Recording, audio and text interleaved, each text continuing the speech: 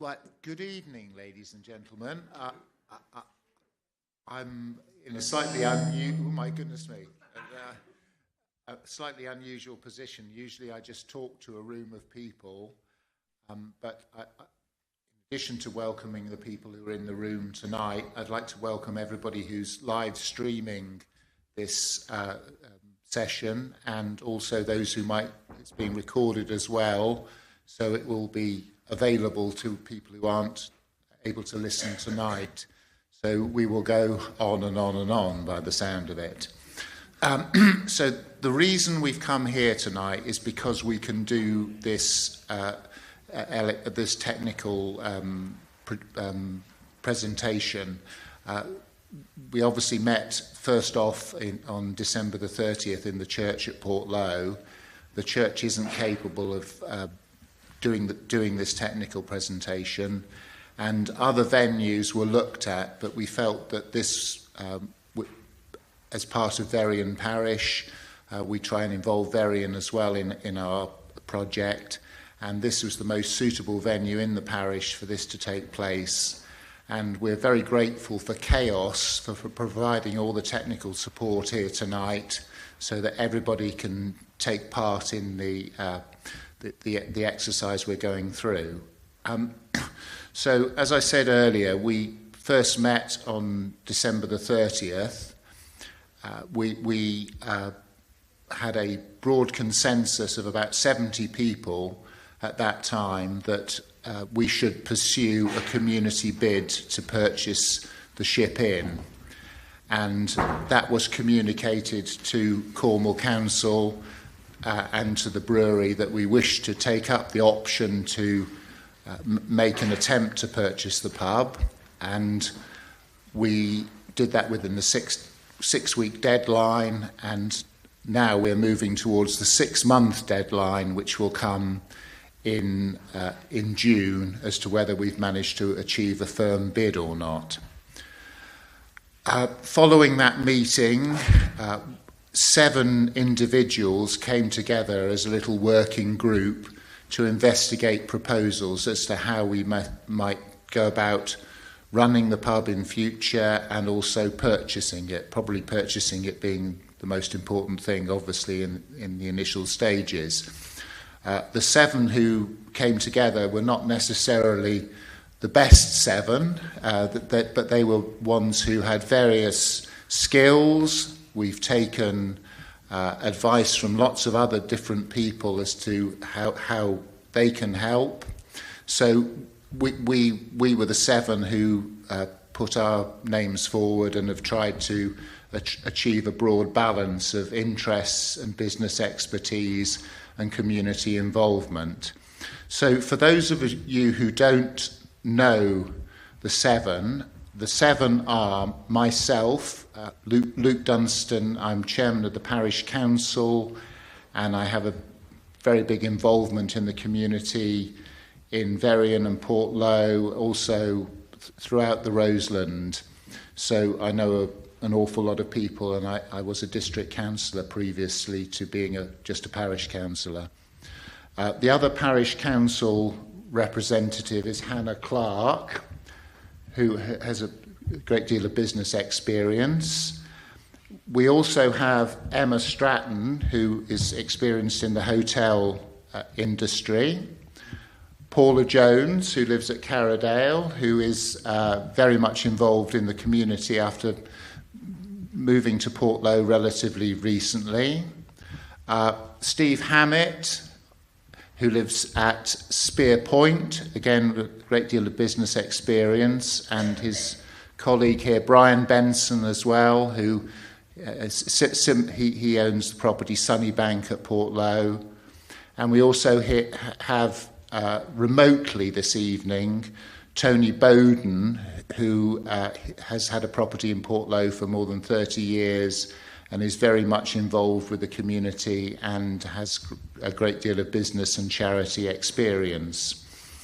So we have met twice as a small working group. We've investigated all sorts of things. Various members of the group will talk to you a bit later on about what we've done. And my main role really has been to compile lists of properties in Portloe, people who own them, people who might be able to help, and also spending huge numbers of hours just talking to people and explaining what we're trying to achieve and how we're not trying to look back at what might have happened in the ship in previous times, but looking forward as a way of revitalising Portloe, a project that we can all be involved with, and just trying to draw the community together in something that is very, very positive for us all. And we have to recognise that we perhaps only get one shot at it.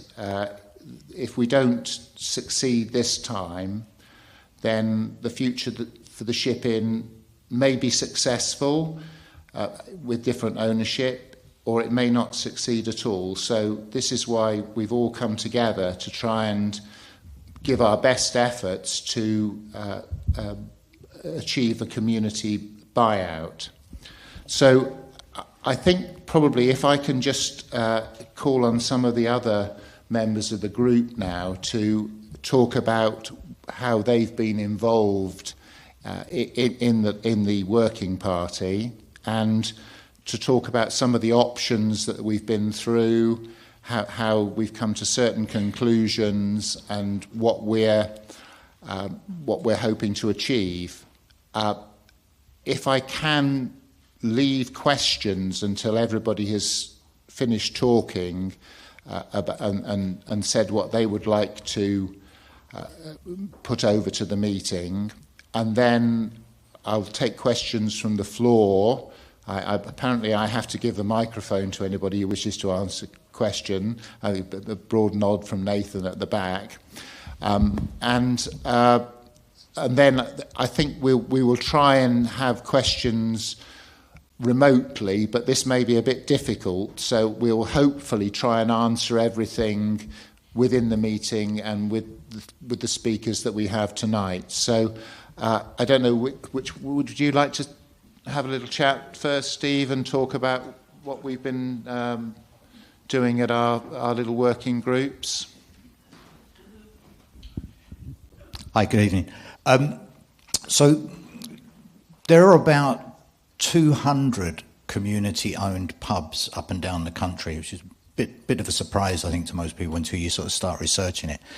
And so as we've tried to understand the options open to us, we've been able to sort of see plenty of experience around the place, not necessarily around our village, but plenty of experience around the place about how to do this, as well as also how not to do it. So within that research that we've been able to do, we've been able to kind of spot the most likely successful pathway. Doesn't mean that we have to do exactly that for the ship, but there's a reason why the 200 have mostly followed a particular path, and there's a reason why it looks like the right way to go. So what we've learned so far, and we've done this either by researching some of those pubs online, because most of the successful ones have a website. The website contains their history, their story, what they went through, how they raised money in their own community, whether the pub was previously closed and they reopened it, and so on and so on. So we've either done it like that, or we've visited, or there is an organisation. Those of you that were at the meeting on the 30th of December might remember somebody mentioning an organisation called the Plunkett Society. Plunkett Society is a charitable organisation. It exists solely to help communities establish their own businesses, sometimes from scratch, sometimes to buy them, not always pubs, but often. Most of those 200 pubs up and down the country that exist, owned by their local communities, have been aided somewhere along the way by the Plunkett Society. Plunkett Society we haven't joined yet because we wanted to get through today's meeting and see if everyone feels that we're on the right track, but we will join and we'll have access then to all of the ways in which they can guide us and help us. They even help you with how to go and get funds from external bodies. But mostly what they can help you with is how to engage the local community, how to raise your funds, how to put your business plan together, how to then buy the entity, and even then how to run it. What it looks like, best practice from the work that they've done and what we've been able to learn from them so far, because the Plunkett Society also has most of their work kind of tabulated into best practice guidelines, so we're able to access them even though we're not yet a member. What it looks like the best route to do is you establish an entity on behalf of the community, which is a kind of a community business society, a co-op, to give it another name. You establish that entity, you decide how much money you need to fund that entity.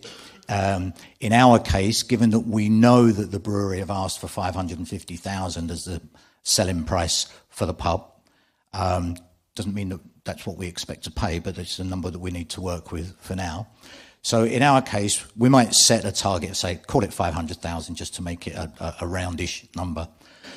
We need to raise £500,000 to buy it, so we establish a number of shares within that to make available for people within the community or friends of the community to buy. You set the share price at a low enough price that plenty of people can buy in. There's no point in having shares starting at £20,000 each.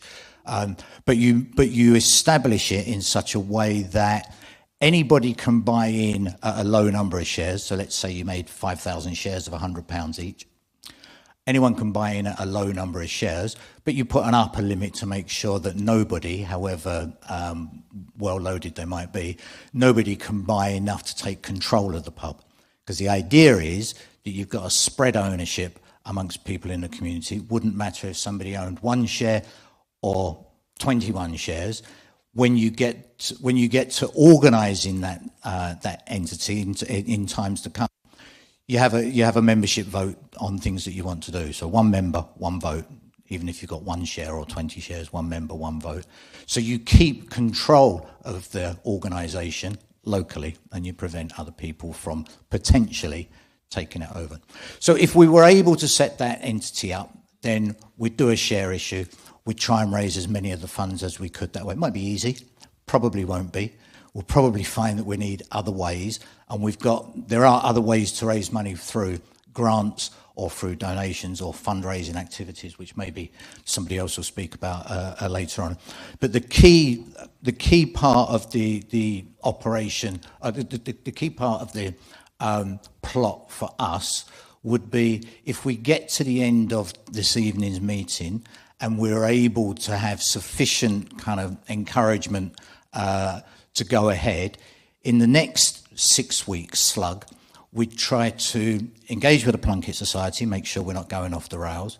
We try to set that entity up, in other words, write all the rules for it to make sure that it operates in a way that is visibly fair and felt transparent to everybody, so that anyone who's being asked to buy shares or feels like buying shares can understand exactly what they're doing.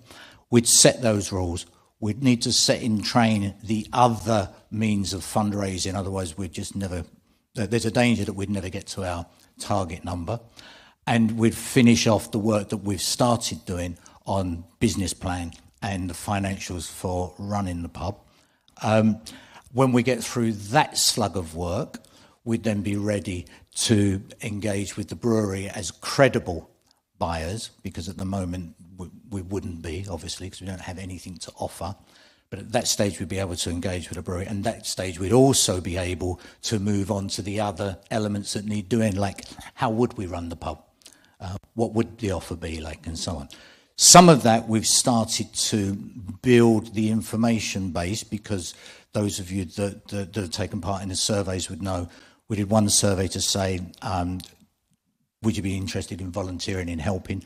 Another survey in what would you like from the pub, assuming we're able to buy it and get inside it. The volunteer bit will come into play starting from after today if we go on to the next stage. The what would you like in the pub bit, we need more answers on that so that we got plenty of guidance. But once we get through the next slide, we'd have to start worrying about that. What we're trying not to get distracted on in the short term is exactly what food offer would there be, or exactly what other activities could there be in the pub, and so on. We're trying not to get too sidetracked on that, because whilst they will all be important questions to answer later on, they're not the most important thing or the most urgent thing just now.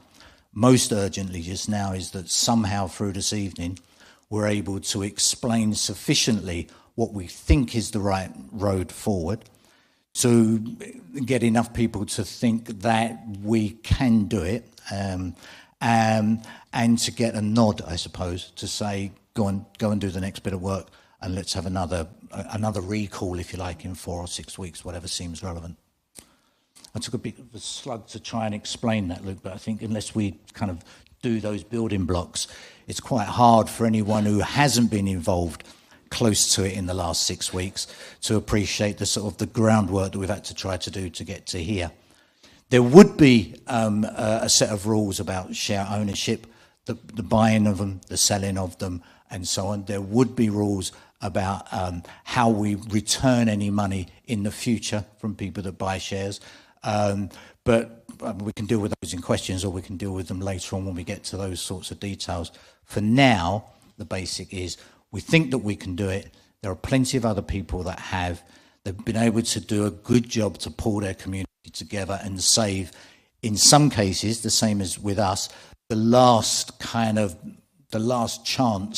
actually the last chance saloon, but the last chance to save something for our village, which is gradually hollowing out from all of the different commercial activities, all of the different places where we might gather and meet. That's gradually hollowing out. And if this one goes, this is the last chance, there'll be nothing else left. And there's no way back. And whether you're a resident, long-term or short-term, whether you're a second homeowner that visits or rents, the value of that property is going to be markedly lower in a village that doesn't have anything to offer. So. Thank you very much for that very, very detailed explanation. I mean, obviously, we can't answer every question that will come tonight, but we're just trying to really illustrate the process we're going through and bringing it back to the public whenever we can, to just show what we've done and whether you really approve of what we're doing. So, Brian, would you like to talk to the meeting, if that's all right? I've not got a lot else to add to what Steve said. I mean, he's laid out what we've been doing. There has been a lot going on in the background. I know we've not been very good at communicating it, via the WhatsApp group, but a lot of the times we've not had anything to say, or we've had ideas between ourselves that have been floating around and toing and froing and speaking to the Plunket Society, etc. But we've not formulated a finished idea, so it's hard to communicate half an idea to the community. What we do want to do is, from tonight, if there's a consensus for us to carry on, and we accept there might not be, but if there is a consensus for us to carry on, is then to communicate better, make sure there's at least a weekly update coming out of there, and accelerate the Plunket plan, accelerate the business plan, and all of that leads to accelerating the funding plan. So as soon as possible, we'll be having a sort of a fundraising meeting and fundraising ideas, whether that's a GoFundMe page, whether it's a donations pot, whether it's grants that are available from local government, from central government. I know Tony in the background, he's not here tonight, but has been working on a lot of those grants and pulling applications together, ready to apply for those grants. So we have been doing stuff, but we also understand and take the criticism that we've not been necessarily visible doing that stuff. I don't know if anyone else has anything to add to that. What I should have said as well, that we were talking about the Plunket Society, that last night the parish council met, and amongst some of the business that we transacted, the parish council agreed to pay the joining fee for the community to join the Plunket Society. So that was a bit of seed corn that the parish council has put in so far. Obviously, the the little group hasn't got a bank account yet or a way of paying bills, so the parish council has agreed to pump prime, let's say. So before I get accused of having too many male speakers and not enough lady speakers, I better pass over to Emma Stratton, who's just going to talk through how she's been involved with it so far and what will go forward. Hi. We've really all just been muddling along, and 2 meetings is all we've had to try and pull together ideas, but we're putting together the basic financials, looking at sources of funding, trying to understand how other people have achieved buying out their village pubs. There's a couple of things that I think are probably worth saying. The first is that we really need to hear from all of you, and it would be good maybe to have a bit of a discussion about WhatsApp and how we can get it to work going forwards, because it's been feeling a little awkward. One of the reasons why we put out our 2 questionnaires was first of all to understand volunteers. We were amazed. We had so many people volunteering for all sorts of things, and we'll be getting back to you in coming weeks to have a look at what are going to be the best ways of forming new groups, to look at things like marketing and things, but we're not ready for that yet. And the other thing is we realised is we really wanted people to be completely honest about the sort of pub that they'd like the village to have looking forward. That is not at all criticising anything that's gone before. This is looking at, this is the future, and this is our chance with a blank sheet of paper to imagine the sort of organisation that would mean a lot for this community. So we've set up the questionnaire on Google because we wanted people to feel that they could say things in complete confidence. What happens is you come in and it gives your name and your email, but we immediately, once we've checked that that looks valid, we then export the data onto an anonymised spreadsheet. So what we're looking at are the comments, and we're not associating them with different people. And we really wanted to assure you of that, because we will only ever draw the key findings, and we won't be quoting anybody and therefore upsetting, do you know what I mean, anybody, because we recognise it's sensitive, but equally it's really important at this stage that everybody in the village has a chance to talk about what matters to them and what they think, and not feel that they don't want to be criticised for thinking what they think. So please, if everybody can fill in the form. We will get some printed out forms, but they're there. Amazing. But the thing is that if you can get to a computer, it automatically drops all of what you say into the boxes, so somebody doesn't have to type it up. But yeah, if you prefer to use paper, we've got a way around that. And then the second thing is really to which maybe I can hand back to Luke on, is how do we make the communication? This is a real opportunity to bring the village together for a common purpose, and so any thoughts that people have got as to how we move forward on that would be really useful. Thank you very much. Yes, I mean, I think I'm have to say I'm very old-fashioned. I don't have a computer. I don't have a smartphone. And as I've said at the beginning, my main role really has just been listening and talking to people. That's how I am, I suppose. And so besides the online mechanisms for saying how you'd like things to be, we're all available as group members, and just talk to us as well. And because obviously a questionnaire says something, but it doesn't always say what's behind why you filled in a questionnaire. So I spend my life talking, and talk to me by all means about anything that concerns you or you wish to express. Hannah, would you like to say anything to?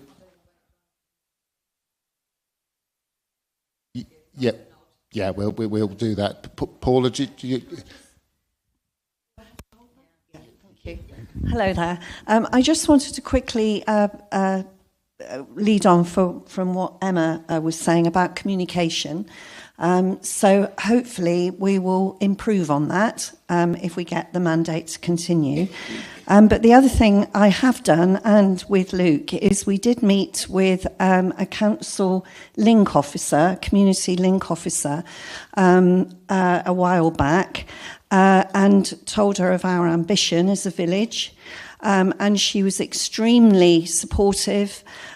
She knows of other examples which I have looked up, and I thought what might be an idea, if anybody has got a computer, you can look up the various examples of Cornish pubs that are now community owned in this model that Steve was talking about. This lady also talked about, and this I think will lead into what Tony might be talking about, she talked about there's a capacity fund that Cornwall Council has just released a very short window for community projects to apply for, to receive some small monies to help set up things like the legal entity, and maybe some of the things as a group of people in the village, we haven't got those skills, legal skills, and making sure that we're doing everything above board and that it's proper. So we met with her, and then just very briefly, we also met with the a chap from the community volunteer in Cornwall. We explained our ambition again, and he was very interested, particularly as he's a former 30 years experience in the pub trade. So it was very fortunate to be able to talk to him. And he was saying that there's a good chance that if we are short of particular volunteer skills in the village, that he might be able to put us in touch with people on the Roseland who might be able to help us, again, legal, maybe retired solicitors, that sort of thing. So I think that will lead into probably what Tony is going to talk about. Thank you very much. Yes, it was quite interesting, and obviously at this stage, if we have to apply for help from the Community Capacity Fund, that will be something that we'll do from the parish council, because this little group isn't quite legally constituted enough to do that yet. But the parish council is the main organisation that would apply for it. So the parish, when that's called upon, the parish council will respond and make that application. Now, I believe now my microphone will be muted, and Tony Bowden will appear on the big screen and tell us all about the work he's done for us in the last few weeks. So hopefully that will work perfectly. Very good. Can you hear me? Yep, all good. So I'll just... The floor is yours, Tony. Talk through just... Sorry?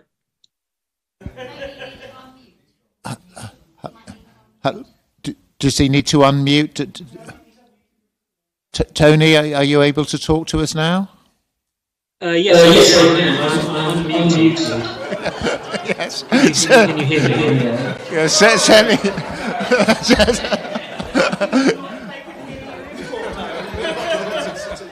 Well, I'll give a go. Tell me if I'm coming across. But essentially, I've done a few things. First of all, I discovered. So essentially, I've been looking for pots of money that we as a community group, together with the parish council, could apply for, which would, first of all, sort of help get us started and cover some of the startup costs. And secondly, might contribute to the capital cost of purchasing the pub, and maybe even the revenue cost of running the pub, particularly in its early days. And so what I wouldn't say I've done that much. I sat in on a Plunkett Foundation webinar to understand how they go about things, and that was helpful. Secondly, I found, just by chance really, a National Lottery Community Power Fund, and very quickly put an application in there. Who knows? It's going to be essentially, the National Lottery is looking to, in the first instance, fund up to 15 communities around the country who are suffering problems such as hollowing out, that are rural and dispersed, where parts of the community are not working well together or could work better together. And they were looking for volunteer communities to work together with the National Lottery to put a plan together for the future and then to apply for considerable additional funds. So 2 minutes before 12 on the Wednesday 2 weeks ago, we pressed the button on an application, and it went in under the guise of chaos, as a matter of fact, with Babs Rounsevell leading it, because Chaos is a properly constituted organisation with 190 employees, but has a social charter. We included actually the Roseland Centre, where I'm a trustee in Roseland, the Way Forward group, and the Ship Inn pub, because it was a good example of 4 community groups coming together. And we applied, I think we put sort of a notional £10,000 in to ask for help for the Ship Inn to help get it going. So it's in there. There's no guarantee, what the result will be, but at least we got something in, and with you just wish us luck, really. Next, we have, at least I sat in on the webinars for what's called the Cornwall Council Community Capacity Fund, which is a funding, 100% funding, no matched funding required for projects up to £24,999. The money originally comes from central government. It's delegated down to Cornwall Council, and then each community, such as the Roseland, which is one, has a right to support an application or applications for some of that overall funding, not some of the 24.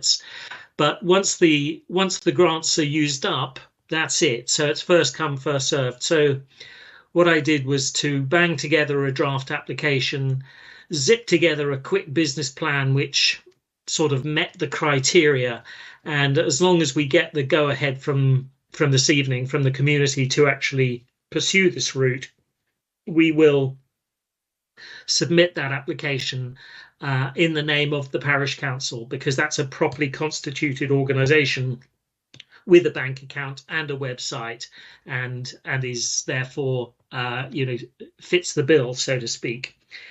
So that could help us put the business plan together, buy the legal costs, get some external consultancy, run a small pilot, buy a piece of kit if we needed to buy something.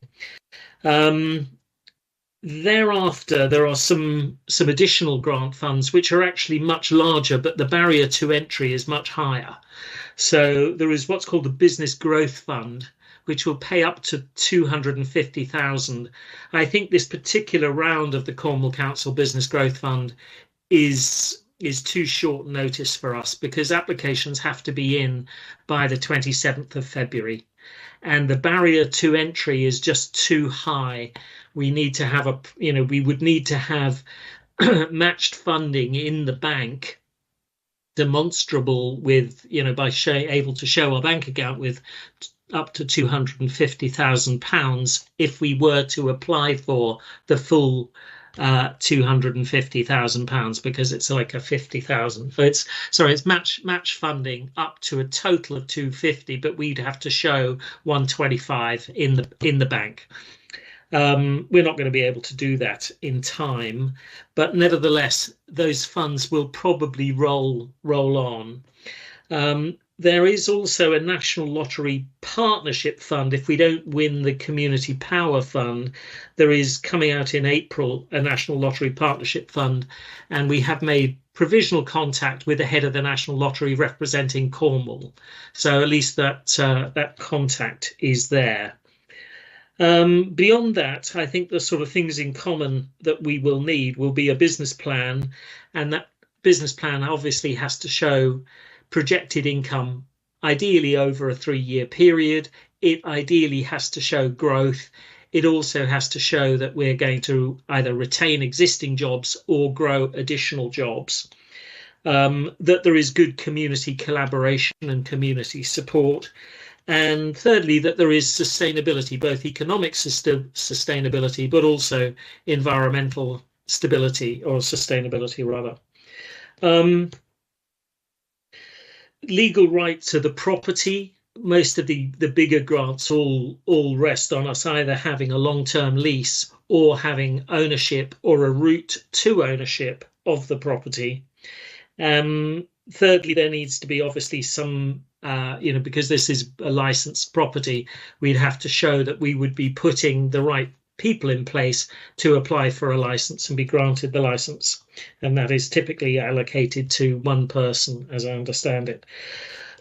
That's really about the full extent of what I've done so far. But I would like to thank Roger Mutton. Roger's been coming up with a series of suggestions. Roger used to live in the village and is still very supportive of the village.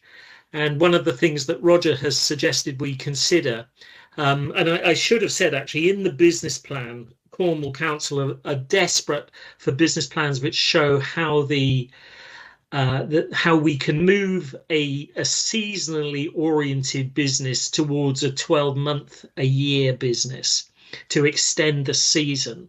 And so therefore, we're going to have to apply a lot of creativity to that. But as I was saying, Roger Mutton has been very good in terms of coming up with suggestions on how we might be able to cover some of the dark months or the down months, the lean months. And one idea that he came up with, which I thought was a cracker, was the idea of what's called a 100 club, where as many people as possible put in £10 a month every month. There's a prize at the end of the month, but actually you build up a fund which could be allocated under the right governance to help to sort of tide you over or tide the pub management over when times are tough. And that's really all I have to say. Okay, thank you very much. I'm muted, I think, at the minute. No, I'm back again. So thank you very much for your efforts. We're very much appreciated by everyone what you've done so far for us. If I could just bring Steve back in a moment, because he just wanted to add something to what he said previously. I just thought it might be worth clarifying about how we get the funds. So I mentioned when I was speaking earlier on that the main area will need to be that we issue and sell shares to a value that will take up most of what we need to buy the pub. Tony's been talking about the efforts to try and secure funding externally, which is like a second route, if you like, for fundraising. And that may or may not yield some contributions, so we'll just have to stay hopeful. A third way in which we may raise money is people may just wish to donate. So there may well be friends of the ship, if you like, or friends of the community that are quite keen to see the pub survive and would like to give something, but they don't particularly want to get involved in buying shares and being a member of the society and all the rest of it, in which case we would definitely be open for that, because that will also help us. And I wouldn't underestimate it, because I could imagine people, especially who are maybe no longer involved in Portload, they had a house and they've gone away, or they were born here and they've gone away, but they want to make a contribution. That may well be helpful. And then the fourth one, which I think is going to be very important for us, is kind of general classic fundraising, the sort of thing that people do all the time in this community and many others, things that raise £1 and things that raise thousands of pounds, but the sort of things that they will make a contribution. They may not make too much of a dent in £500,000, but they'll make a contribution, but they'll engage everybody. So any one of us and all the other people that are not in the room can take part in those things and do those things and give the money that they raise to the pub, and that in itself would be a positive thing for the community.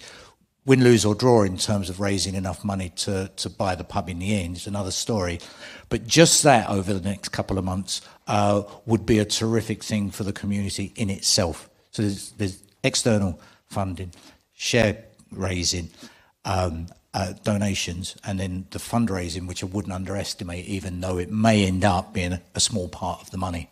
It could be a big part of the enjoyment that we get from it, because it's supposed to be enjoyable. It could be a big part of the enjoyment we get from it and a big part of the overall contribution. Right. Thank you very much for all the other members of the group. Now, I'm standing up now because I'm going to take questions from the floor about what's been given to you tonight. And then also we're going to try and get some questions online as well. But I think we've answered a great deal of the queries that people have put to us over the last few weeks. But so does anyone in the room have any questions? And if you put your hand up, I have to bring the microphone to you. Oh, you've got it.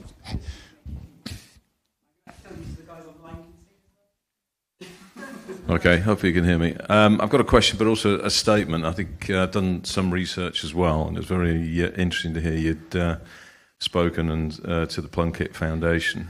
The stats I've got is there's 39,000 pubs in the UK, and there's really less than 200 that are community-owned. And most community-owned pubs fail unless you're part of the Plunkett Foundation. The other thing about them is that they look at community hubs, not just pubs. And I think that's probably a lot of the questions that came out at the meeting we had last time was, what's the use of the actual facility, the premises that you're going to have, not just as a pub, maybe a meeting place, whatever the community wants for it. So it's very interesting to read about it, but the Plunkett Foundation, I guess my question is around the sort of timing. It's a bit unclear to me as to what you're looking to establish is it a community, a society owned? How are you going to buy it? Under what scheme is it going to be purchased? And are you going to do the work with the Plunkett Foundation first to build the business plan? Because as I understand it, they help you do the assessment to say it's viable, it's not viable, based on whatever you're trying to build.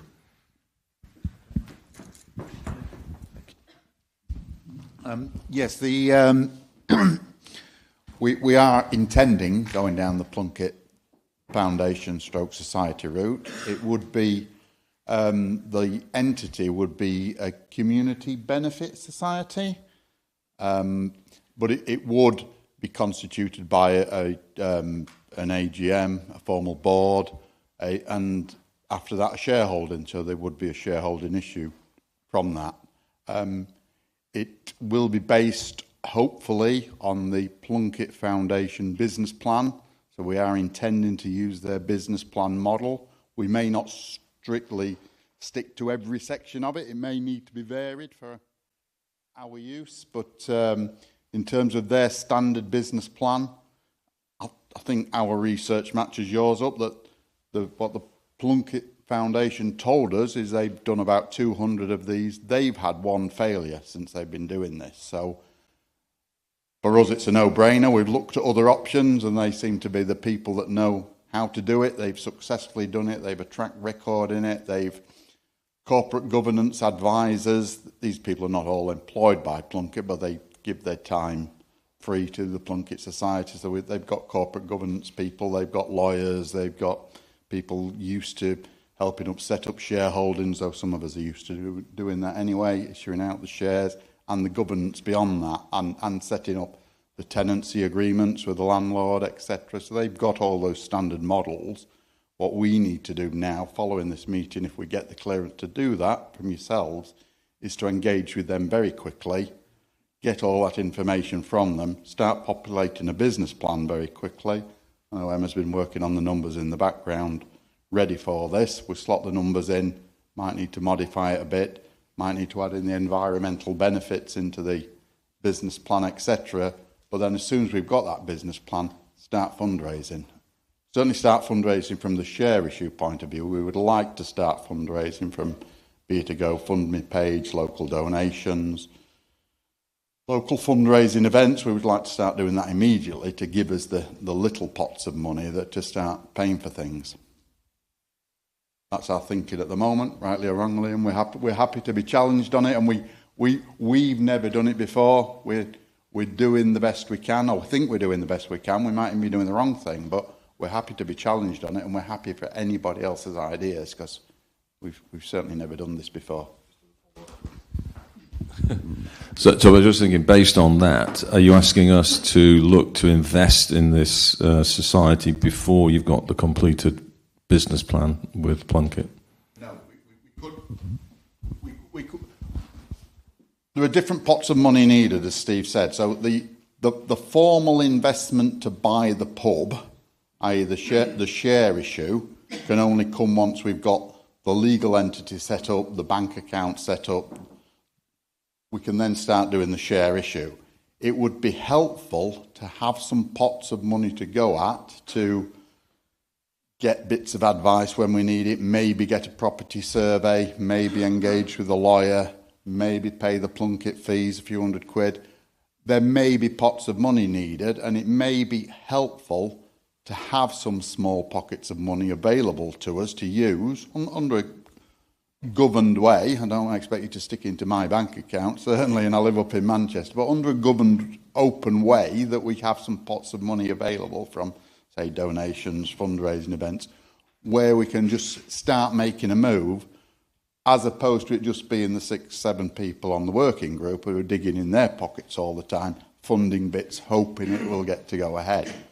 Though we are obviously prepared to do bits, but it'd be nice to have a bit of a pot of money, properly governed, available. Okay. James, don't touch anything, I think. Just a quick point, but I think it's a very important one, and that is I don't think there are going to be many people interested in buying the pub. So St Austell Breweries can put £550,000 on it, but I don't think there are many people who are going to pay out that sort of price. So I think we can be quite sort of demanding in terms of the price we pay. So we shouldn't immediately accept that we've got to pay 550, put it that way. What St Austell Breweries want to do, goodness knows, but I just make that point that it's not really a going concern at the moment. So from that point of view, it's not worth a great deal. I suppose the property could be redeveloped if we didn't want it, but from their point of view, they might accept a considerably lower offer at some point, maybe not straight away. And the only other point I wanted to make very quickly is that one of the gentlemen on the front there was talking about donations, and I'm sure that could be an important source of money. But if you're a charity, you can get tax relief. And I suspect we wouldn't be a charity, but I'm not sure. No, Steve's saying we wouldn't be a charity. So, okay, so that's that route out. We did consider a charitable status. It was one of the things we went through.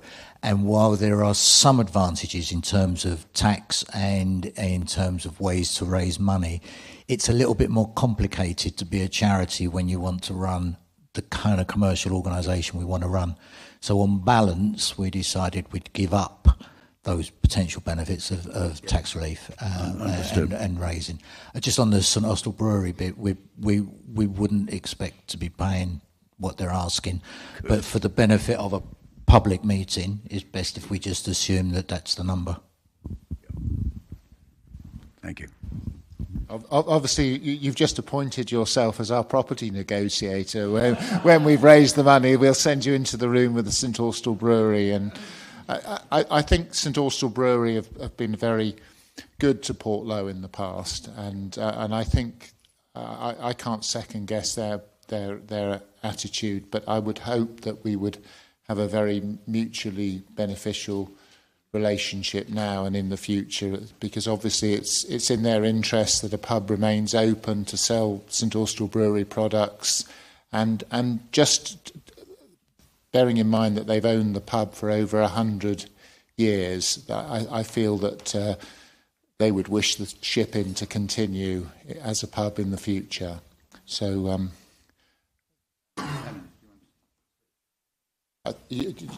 you wanted to? No, I thought you. Sorry.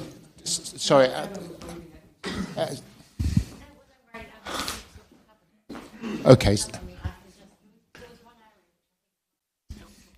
Sorry.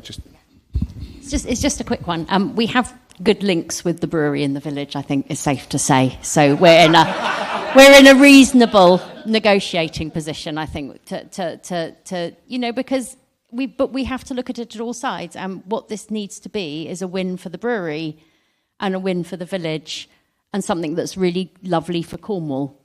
So if we can prove that a tiny little pub in a village that struggles in the winter, let's be honest, that's one of the reasons why, so many tenants have found it really tough. If we can make this a really lovely story, I think that there's benefits all round, and the key is to make sure that we don't we keep the goodwill on all sides, so that we keep it together. And just one thing that we haven't touched on the financials is we've obviously been approached with lots of different ideas for different models for the pub. We're still open to those. We haven't had any firm approaches. I know that we are going to at some point have a conversation with the lugger, but we're waiting to hear on that. But the one thing that we're looking at is in the really long term, if somebody else that's not this community buys the pub and it doesn't work as a pub, and it's a tiny little pub that's really hard to make viable, that person has an argument, or the company can make an argument, that it can change the use of the pub.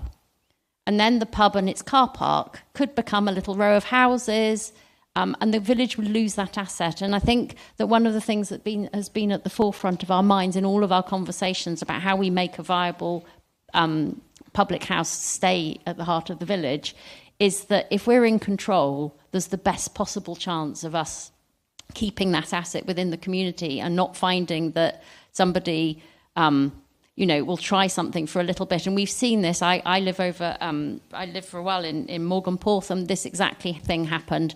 Somebody came in to rescue the pub. They were seen as a white knight. They did a brilliant job. It lasted 18 months. They shut it down. They let it go derelict. It's now 8 houses. So, I think we have to be aware in Cornwall and work within the legislation that if you want to protect an asset, it's really best to keep it in the hands of the community if we can. Yeah, and I think this is why we're very grateful for the work that was done by John Casson and others in times past to make sure that this was declared as an asset of community value. So we have this chance to carry out the operation that we're doing now. So that's given us the breathing space that we need, and we're very grateful for the work that's previously done to put us in this position. So. Just one point that Steve touched on earlier was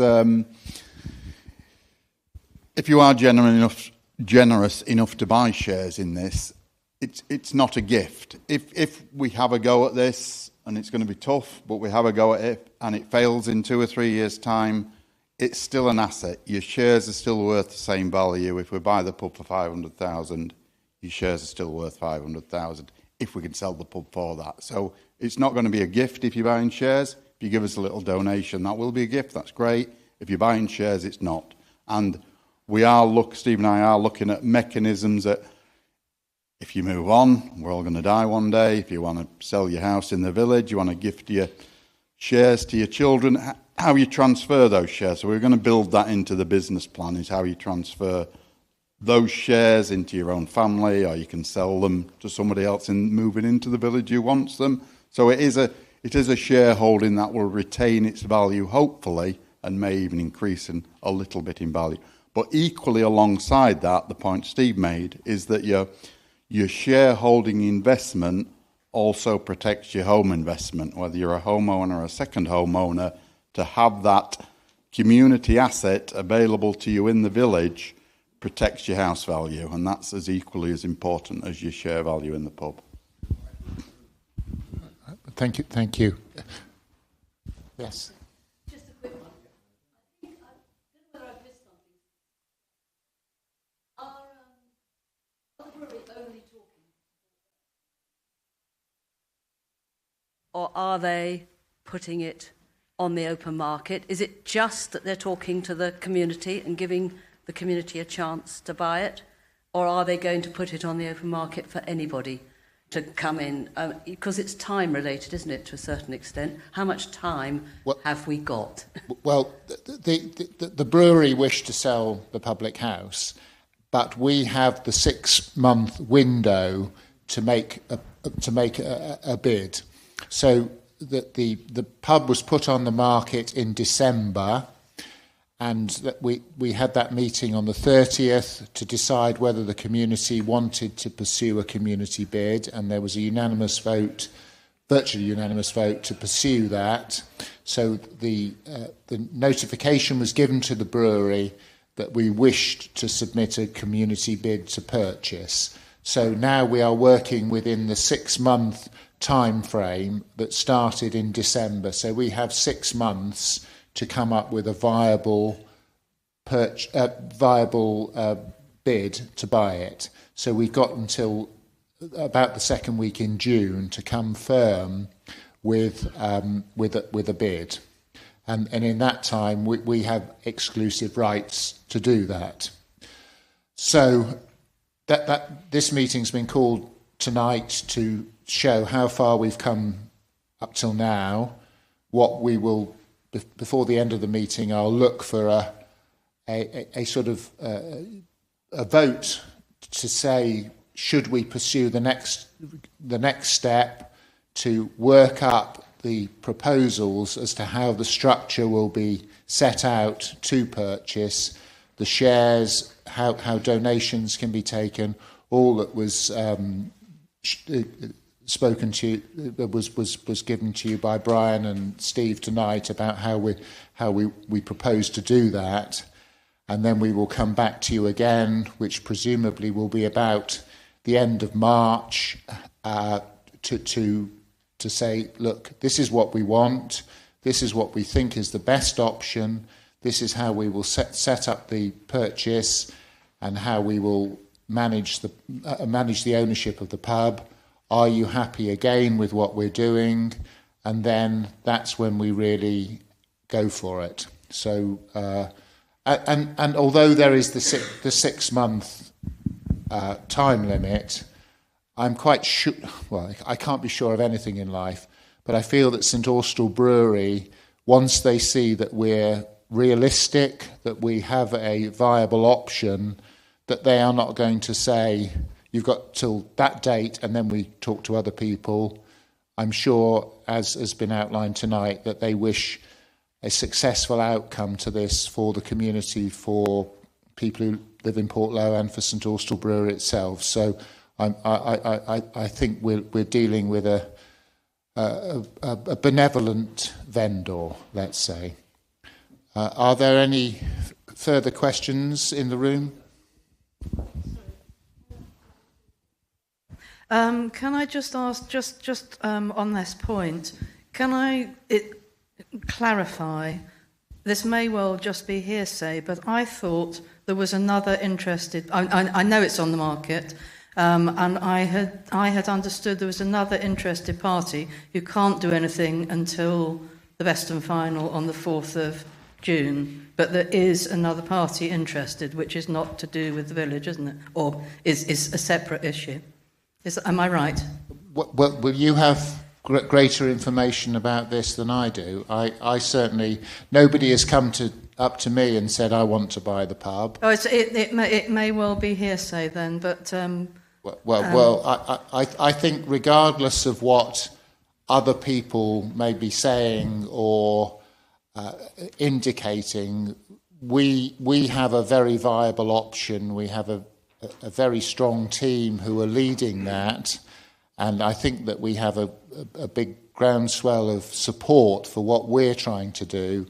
And at the moment, I think we want to play our game irrespective of what other people might be talking about and hearsay. So that's my take on the current situation, and I think that's what we want to do and what the village wants us to do. So if there are other people, then that's other people.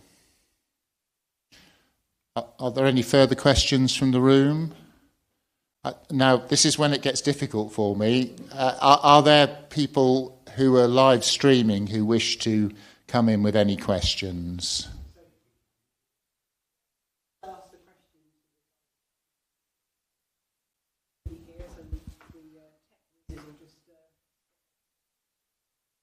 Hello, can you hear us? Yes, we can hear you. Great. Hello, I'm Emma, and this is Ben, my husband, and we are, second home in Bristol. But Ben, we've been second since 1948, so we feel like we'd love to support this. And I just want to say the enormous amount of work. It's very impressive. Questions about how do we communicate, and one email. Do you want us to fill? Neighbours of mine and who are also bring their that kind of. But we seem to be having a bit of kind of thing. I'm not trying to talk over. We seem to be having a little bit of trouble picking you up vocally there. I don't know why.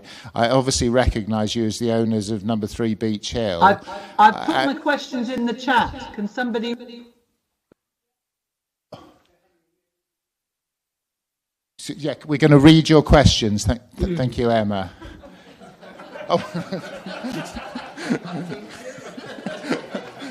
Right, okay. So Emma has asked, could she please have a link to the surveys when possible for those that aren't in the village for correspondence, and also the best contact email address for those that would like to get in touch with suggestions, please.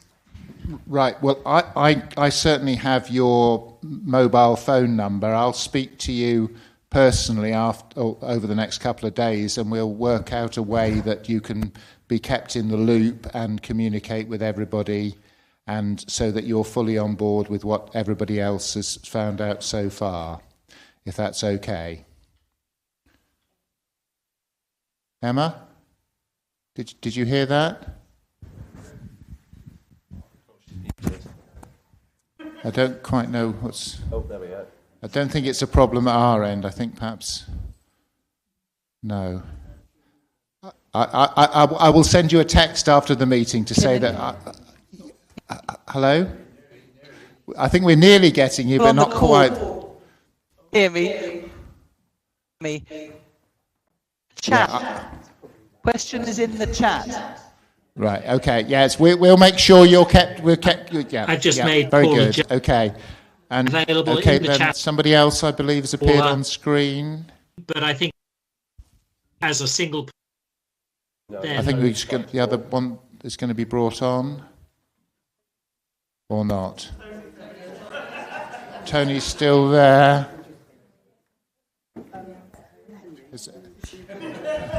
Nathan Henry, this is where I need your help.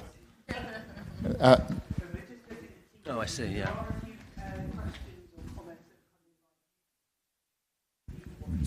Right, okay. Yeah. So Ben West has asked, start with great to hear all of the work that's gone on, thank you all. Of the 200 community pubs, what were the overarching driving forces behind the purchase, e.g. landlord selling or failing business? I'll just ask Steve if he can answer that. I don't think I know. I would have to guess, and I wouldn't want to do that. But it's likely to be failing, and that's likely to lead to landlord selling. It's a vicious circle. But I will ask the question of Plunkett and get back. Thank you. And Jared has asked, he's curious as to how we're going to extend the pub's season through the winter when the second homes go quiet. Most second homeowners don't visit that often, maybe 2 or 3 times a year.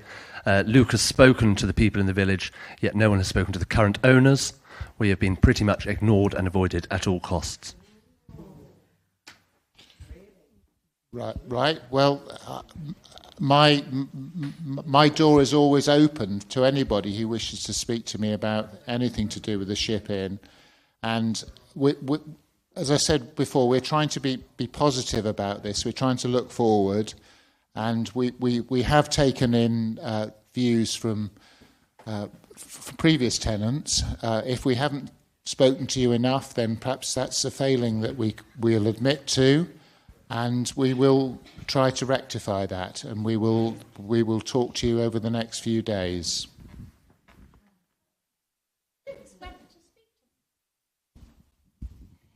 Yes, how I would answer that is that we have met, be it briefly and informally, in the pub with one of the landlords. It was Nick, actually, and we were trying to ascertain information that we could use in the village. We got the information that all of us are aware of, which is that we do need more footfall in the village, that not enough people are using the pub. Also, very kindly, Nick has said, and Jared, I believe, that they wish us well in our endeavours and would be open at any time for us to come in and speak. At the moment, with the information that we've learnt tonight, has been, really useful, but we're at the point where we don't need to come in and talk anymore about, those things, because we are aware that there aren't enough people coming into the pub.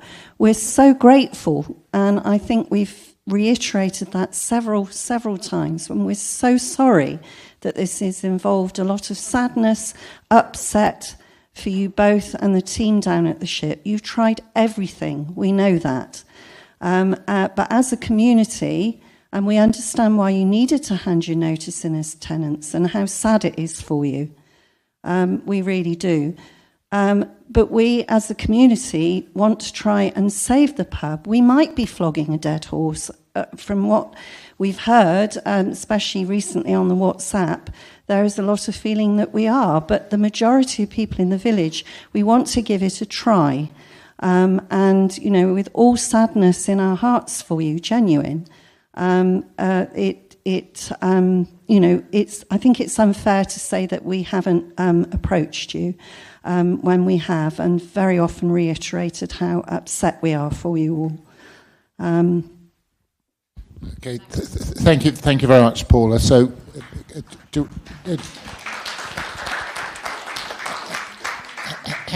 Henry, is there anything else there for us tonight? I've one more online here from Kevin Gray-Roberts. Good evening, all. Presumably, there would need to be a holding company to hold the physical asset of the property, and then a separate trading company to run the business. I think this is, as we talked about earlier on, where we will be taking guidance from the Plunkett Society, Plunkett Foundation, as to the best practice that's carried out with other community pubs throughout Great Britain. Next week, I'm actually hoping to go and visit one in Taunton at Hulse, which is a community benefit society, and I hope I might be able to talk to people involved with it and actually witness it and just give me a better idea of how these things work. But we are breaking new ground as far as Portlow is concerned, and we are taking the guidance from people who've done it before, and so we'll look and hopefully choose the most viable option for Portlow in the future. But thank you, Kevin, for being involved. All right, Henry's shaking his head now. So I think we've exhausted the online participants, and we're very grateful for people for spending time listening to us all tonight. So I think the time has come again now where I put the question to the meeting as what you've heard tonight. Do you think it's reasonable for us as a working group to take this proposal one step further forward to work up the actual guidance for owning and managing the ownership of the Ship Inn at Portlow, and to start working towards fundraising and share ownership and all the things that have been outlined to you tonight? So I think the only thing I can really do is take a show of hands from people in the room. Obviously, comments will come in from people online, but I need to get a sort of straw poll of who's here tonight. So of the people who are here tonight, are you happy that we as a group take this proposal another step forward and start achieving the community ownership of the Ship Inn at Portlow? Could you raise your hands if you're happy with that? Okay, thank you very much. That looks pretty much unanimous. Is there anyone against that? NEMCON. Well, I think that gives us a very good mandate to take the procedure another step further and then come back to you as a public meeting again, hopefully before the end of March, and then we can really set the ball rolling. So if I thank all of you for coming tonight, all the people who've participated online. Sorry, so I'm just told that we need to deal with the WhatsApp group. Right, okay. Yes, this is the aspect of life that I don't really deal with, is WhatsApp. I think I possibly know why. I'll let you talk.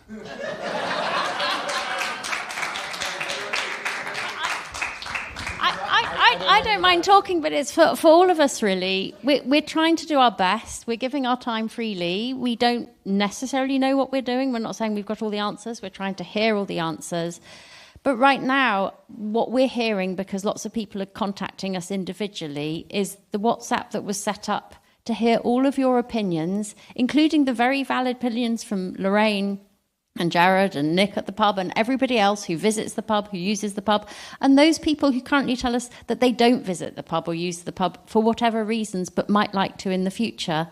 We've got to listen to all of your opinions, but everybody here, we just want to bring this community together and do it in a really kind way and respectful way. And at the moment, the WhatsApp, and some of you have been looking at your phones in the last few minutes, it's quite dysfunctional, it's quite aggressive, and at the moment, we've had to turn off replies because it's getting quite vitriolic and nasty.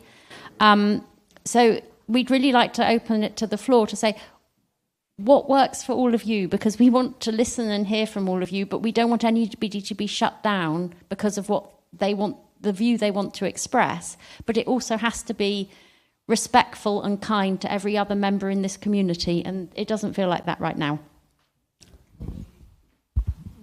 Right. Well, I suppose, not having great knowledge of this, but I suppose the way forward for that would make the Save Our Ship WhatsApp group a WhatsApp group where information would be given by the group members or the administrator of the WhatsApp, but it would not be a feedback WhatsApp group. It would be, if you felt that was more positive for us to move forward.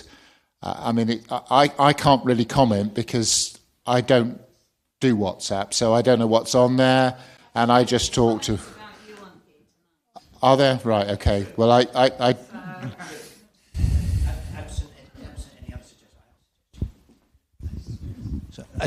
unless anybody else wants to offer a suggestion, I do have a suggestion. We could just put on the group 3 or 4 kind of rules of engagement about how we expect business on that group to be conducted. Emma used some of the words earlier on. Say things that are relevant to the purpose of the group. Be polite, be respectful. Don't get involved in long one-on-one conversations, because if you want to do that, do it on your own WhatsApp. Just 3 or 4 simple things like that are a reminder of the fact that there's 100 people, 99 at the last count I made, people that want to be aware of what we're all trying to do and want to be able to contribute if they can, and they want to be able to do that in peace. And so a couple of simple rules that remind people that if you can't do it like that, don't do it. And if we find people carrying on behaving in a way that is not helpful and respectful to everybody else, we'll just exclude them. And I don't want to say those things because it's not nice. We want everybody's view, but it has to be. It can't be bullying. People need to feel that they can go on the group without being bullied or whatever. So rather than make it an admin only, which just makes it one way as a slightly pointless, then that would be my suggestion. Okay, so if we work those rules into the way it's run, and hopefully people keep within it, and then we will. I mean, it's so sad because people have given so much time and effort and of goodwill, and we said at the beginning that this was not a blame apportionment organisation, that we were just trying to move forward and do things in a different way and try and change the balance of costs perhaps on the ship in, and just make a new step forward for the village. And I don't think we as a group have pointed the finger at anybody in the past for the way things have been done, but we're looking for suggestions to move forward. We're looking at other pubs, we're looking at other businesses as to how they operate. And I think if we can work this WhatsApp group along the lines that Steve has said, that would be very positive for all of us, and we will continue to look at it and take suggestions that will help us. So if that's acceptable, then that's the way we'll move forward, and then hopefully we won't have to go through discipline or anything like that. Sorry, yeah. When Henry and I do pantomime together, he always upstages me. So I better let him have the last word. Oh no, I don't. To start with, Paul Carlton's been in touch. Well done to the committee. Am I on? Paul Carlton, well done to the committee. Your commitment shows through. Babs Rounceville has also sent her wishes with thank you all for the work that's been undertaken on the community's behalf, to the wonderful team at the ship. Kevin Gray-Roberts from Stephanie and me, thank you all, and yes. Sally Mortimer also says yes, we do, from Sally and Simon. Ben West has also sent his agreement with Ben, Beth, Alan, Linda and Eliza and Chris. And Stephanie Gray-Roberts has also thanked the committee, the Magnificent Seven, for such a considered approach, and apologies they couldn't be here this evening in person. And on that same vein, Tony has also messaged to say thank you, Luke, for all of your efforts to date, and thank you all to everybody that's joined us this evening. Again, agreed that this must be respectful and kind, and rules of engagement must be adhered to, but positive thanks from this side.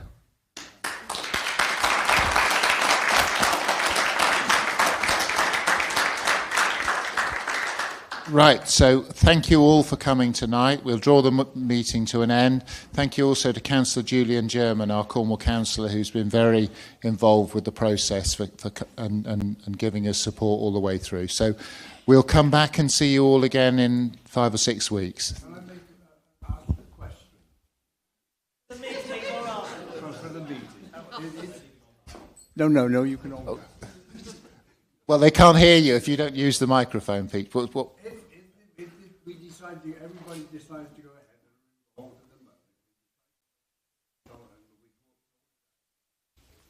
can a charge be put on all the holiday homes that are only occupied for once or twice a year? Peter was just asking whether we could impose surcharges on properties, and that is not within our gift as an organisation. So, well, we're trying to move forward, and hopefully we will. Hopefully we'll find the money. Right. Thank you very much, everyone. Thank you very much.